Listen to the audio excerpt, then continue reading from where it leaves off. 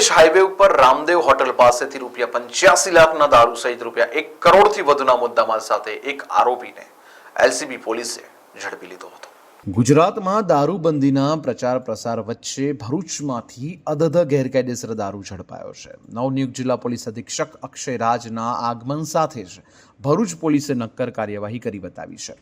LCB police અધિકારી તેમજ સ્ટાફને સ્પેશિયલ ડ્રાઈવ દરમિયાન ગત કોમ્બિંગ નાઇટ દરમિયાન બાતમી મળી હતી, જેમાં ભરૂચથી દહેજ જતા રોડ ઉપર ભેંસલી ગામ નજીક આવેલ રામદેવ રાજસ્થાની હોટલ પાસે ઉભેલી આઈસરમાં ફાડકામાં મૂકેલ ધાતુની વોટર ટેન્કમાં ભારતીય બનાવટનો વિદેશી દારૂ સંતાડીને લઈ જવાઈ રહ્યો છે.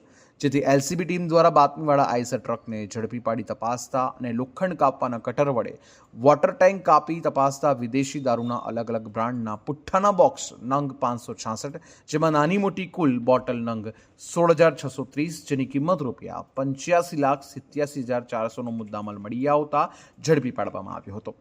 ઝડપાયેલા વિદેશી દારૂના જથ્થા બાબતે આરોપી જેસારામ વિષ્ણારામ જાટે જણાવ્યું હતું કે રાહુલ નામના વોન્ટેડ આરોપીએ ઉત્તરાખંડથી દહેજ જતા રોડ ઉપર સૂચના અનુસાર ટ્રક ઊભી રાખવા જણાવ્યું હતું અને આગળ વડોદરા જવાની સૂચનાની રાહ જોવાઈ રહી હતી, જેથી મુદ્દામાલ મોકલનારને વોન્ટેડ જાહેર કરી પકડાયેલ આરોપી વિરુદ્ધ દહેજ પોલીસ સ્ટેશન ખાતે ગુનો રજીસ્ટર કરવામાં આવ્યો હતો.